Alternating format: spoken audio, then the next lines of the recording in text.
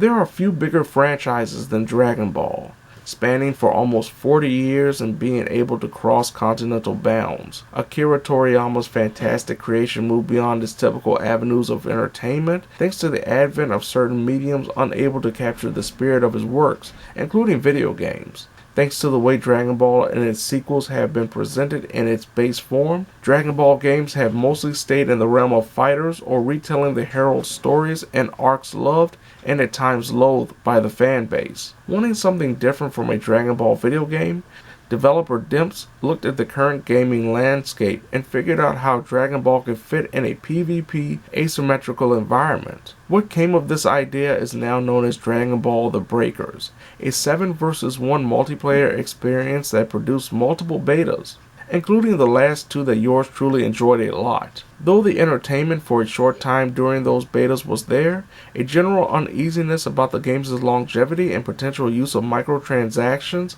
put some worry in this would-be Z fighter when the game released in its final form.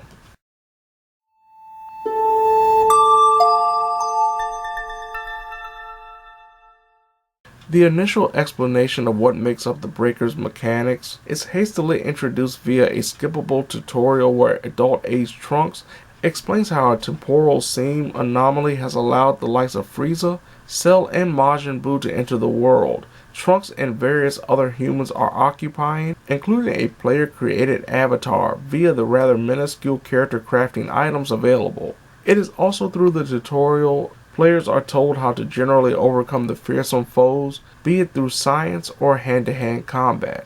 Very similar to many games in the genre before it, The Breakers in its current form is not complete thanks to the planned seasons, constantly changing challenges for the player to complete for those precious dragon points that increase the Dragon Tiers' bar, where players will unlock various customizable items or earn currency depending on how far they're progressing on the tier, and particular rewards also being shifted in and out of the game's one of 2 shops. The best way to judge completion for the Breakers as of this time is through the trophy and achievement list that includes some relatively challenging and at times luck-based requirements, including wiping out all the survivors with the Raider, collecting the 7 Dragon Balls to call upon Shenron, and escaping via the time machine with at least 3 survivors hanging on for dear life. For yours truly, a majority of the trophies came easy, but the grind of getting a Raider up to level 30 and completing 50 matches with either Frieza, Buu, or Cell has been absurdly inconsistent, as it can take anywhere between 3 and 10 games of being a survivor before getting the chance to control a villain, an issue that will definitely keep me away from the Platinum Trophy for a while.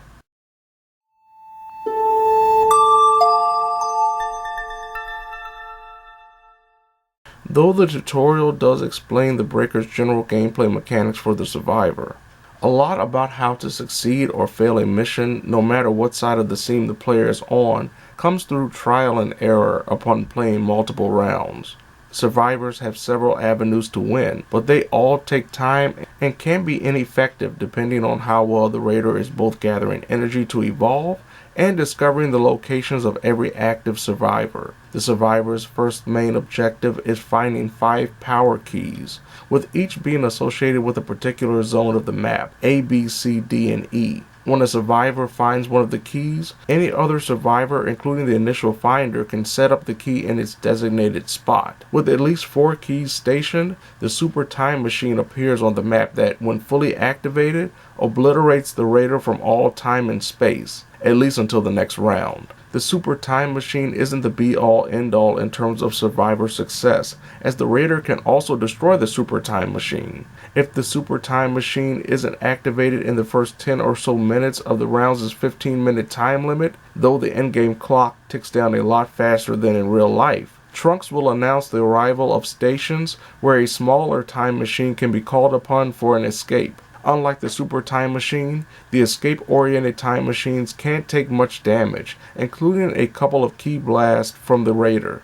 Multiple players can latch onto the escape time machine. Once one escape-focused time machine is called upon and either successfully transported from the temporal seam or destroyed, there's a cooldown before another can be summoned. The most exciting, though hazardous way to win against the Raider is by transforming into one of the Z Fighters via the Dragon Change ability.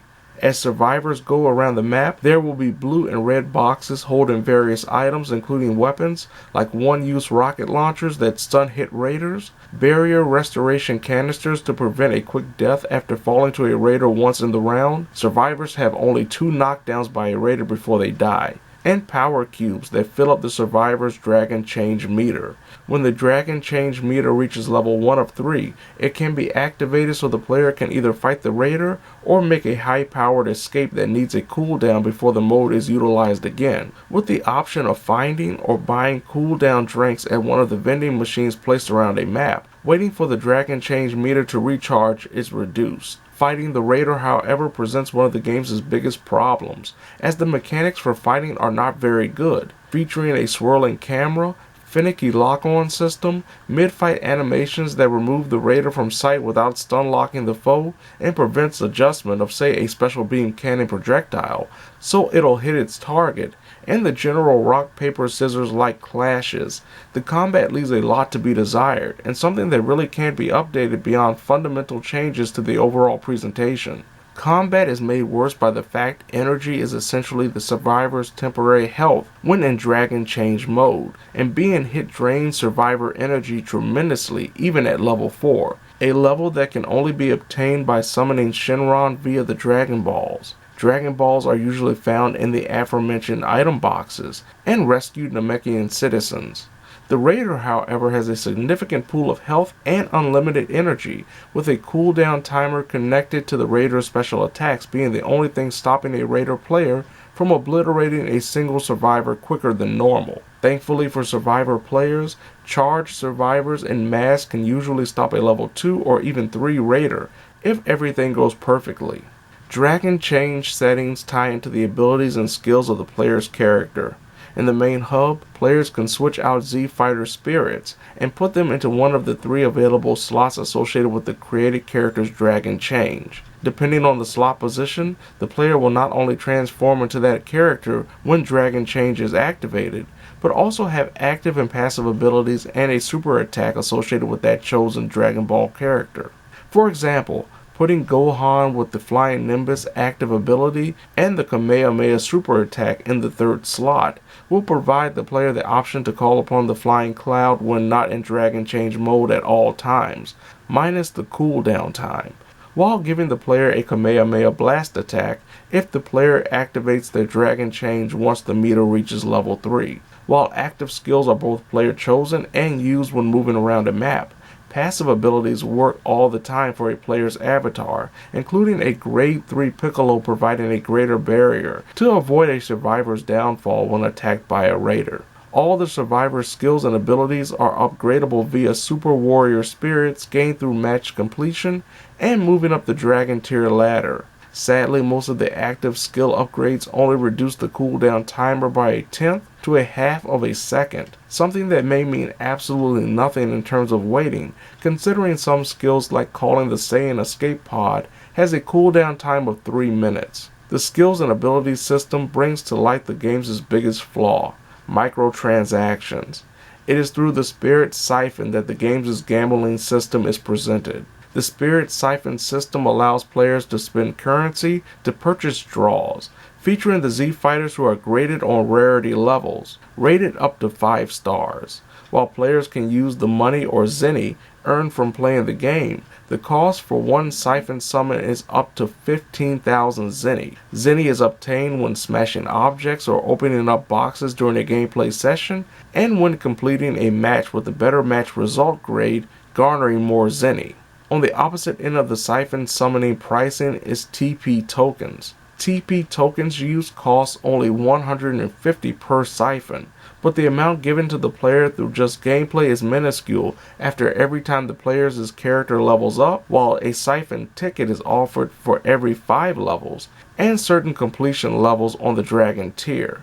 The best way to get TP tokens is by using the in-game shop, where players can spend real money anywhere between $2 for 200 TP tokens to $45 for 5,400 TP tokens, almost double the price of the base game itself in regards to the highest amount. Sadly, duplicate spirits are not out of the ordinary, considering the small reward pool initially, but the player is paid back in Super Warrior spirits as compensation. Though the game does feature a gambling system, the fact survivors are so generally weak even at higher levels compared to the Raider, having the best skills or highest grade Z fighters equipped won't help much against a Raider player who both knows what they're doing and 2 is leveling up their Raider and said Raider's skills and abilities. TP tokens can also be used to buy certain customizable items, including clothing and intros for both survivors and Raiders. Thankfully, certain active skills available to purchase can only be done so with Zenny, and are relatively cheap at 8,000 Zenny per skill. On the opposite end are Raider skills that can't be changed, but only upgraded with skill points earned when leveling up that Raider between gameplay sessions. Like the Survivor skill and ability upgrades, a majority of a Raider's upgrade paths are connected to reducing the cooldown timer, though some increase damage, range, and duration of a Raider's special attacks or abilities. Raider gameplay is quite different from being a survivor, as a Raider must not only hunt down the survivors, but also citizens scattered around the map. Once a Raider reaches a particular threshold of energy consumption, the Raider evolves, with each of the 3 evolutions giving the Raider the ability to destroy one of the map's zones, and anything in that zone, including survivors. Unlike survivors who have multiple paths to success, the only way to win as a Raider is to kill as many survivors as possible, while preventing the super time machine from starting. Survivors can escape via the regular time machine, but as long as the Raider still has health when there are no more survivors active on the map, either dead or escaped, it's considered a win for the Raider, though escaped survivors get a victory screen as well. While each Raider plays the same in general, their skills, abilities, and evolutions are what differentiates them from one another. Cell starts off in a not-so-vulnerable larva state before transforming and being able to use some of the Z Fighters' special attacks. Majin Buu has to be hatched via energy collected by Spopovich and Yamu, with Buu's final form, Kid Buu, only unlocking when survivors are absorbed into it, and one of the players removes the captured Majin Buu from Super Buu's insides, just like in the actual Dragon Ball Z story. Frieza too can call forth help in the form of Zarbon and Dodoria, who will scout for and attack survivors before Frieza evolves into arguably the quickest Raider with exceptionally fast normal ki blast to complement its long wind-up in terms of super attacks. Raiders can also summon Shenron by picking up Dragon Balls dropped by downed survivors. Sadly, getting to play as a Raider is a lot more difficult than expected. Instead of implementing a system like Dead by Daylight or the recently released Evil Dead the Game, where the player chooses whether they want to be a survivor or a Raider before entering the matchmaking process, The Breakers follows the lead of Friday the 13th the Game and Predator Hunting Grounds, where the player sets their play priority and hope that they get to be on the side that they want. The matchmaking system definitely doesn't take into account player levels, as a survivor team can be populated by players ranging from level 1 to level 40 plus, while a Raider may be level 15 taking on a bunch of low-level first-time players. Survivor levels really don't matter in the grand scheme of things, as base stats or abilities don't increase when a survivor's character levels up, while Raiders actually gain a skill point for every level. It is wise to wait and let the game session finish, as survivor players are given the option to leave after dying, but only obtain the amount of experience earned up to that point. If the session actually turns in the survivor's favor, a deceased survivor benefits from its success, as long as the player hasn't left the session. There is no voice chat between survivors, which may be a detriment considering how teamwork is so imperative for success. Unfortunately, there is no cross-platform play as well, subjecting players to their hardware of choice. Technically, The Breakers is inconsistent at best and unplayable at worst. The rudimentary graphics don't compare to the rather stellar sound presentation, with the latter mostly due to the survivors' increased heart rate heard when a Raider is close.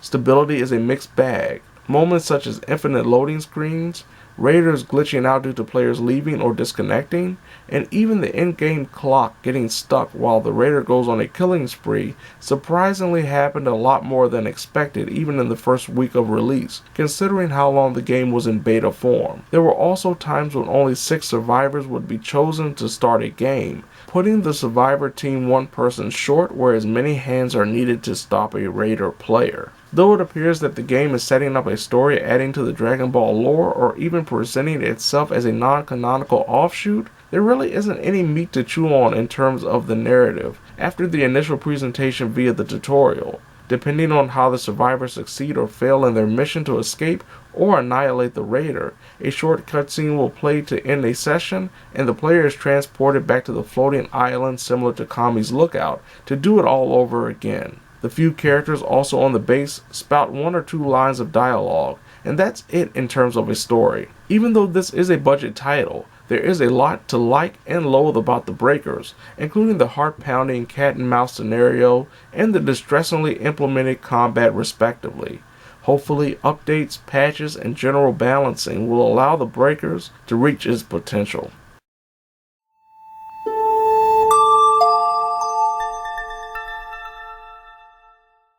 Gamers tired of the asymmetrical multiplayer genre will find little to nothing to like about the Breakers. The powerless nature of a survivor against a gigantic raider is thrilling a majority of the time, and being a mostly all-powerful raider is nothing short of exhilarating. Even at $20, the free-to-play model that is rooted in the game's economy, unpolished combat system, and technical issues out of the gate causes the Breakers to struggle in earning anything more than its relatively low price tag. With time and the developers potentially working out some of, if not a majority of the kinks, the Breakers can transform into a fine, though unremarkable game in a rather flooded genre, only helped by the license associated with the game. Trophy and achievement hunters, though, better jump on this one as soon as possible if they are interested, while casual gamers should wait a few months to see how much gets fixed, though there is always the chance the player base could drop off significantly before those important repairs are administered. While Dragon Ball's The Breakers fails to fully rock the dragon, there's definitely an undeniable joy when obliterating so many hopeful survivors thinking they can escape a raider's exponential power, or making a raider player furious for slipping out of their destructive grip.